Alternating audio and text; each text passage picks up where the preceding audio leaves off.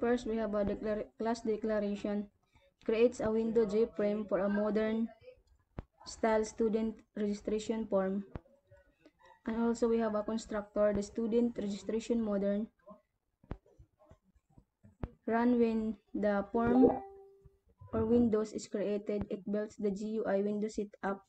It sets the window title, size, color, close action, and layout manager. We have also the title panel. Creates a big title text at the top of the window. Then we have the main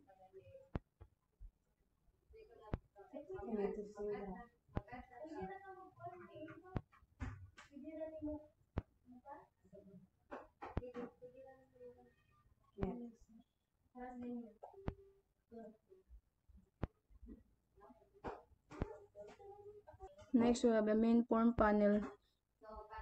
First we have a name field, address field, and contact field, and also date spinner. It allows the user to pick a date, display it in format YYY/mm/DD.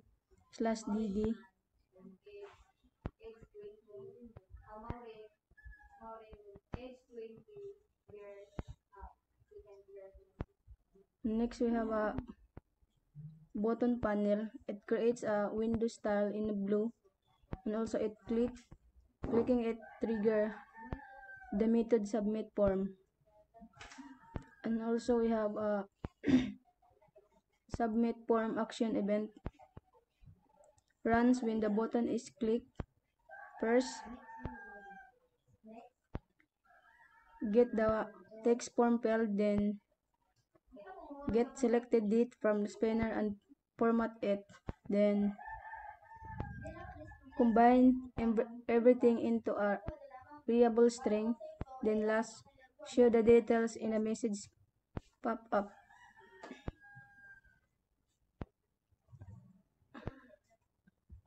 And also we have the main.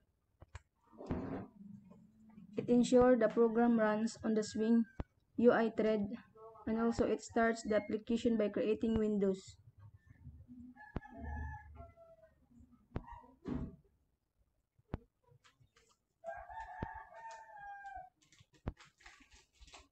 Then ipa-kuan mo din siya ingani.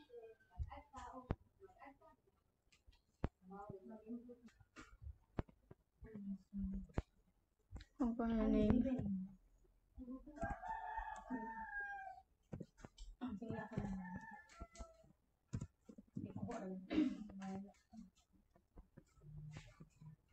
then address.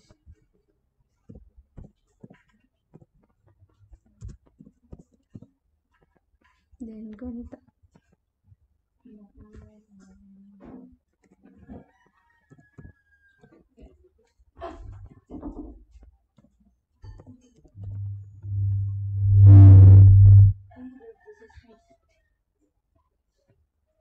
Video taruh yan. Okay.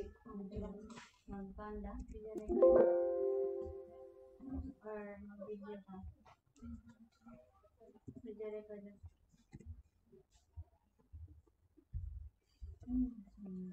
Damo na yung yadi pa nga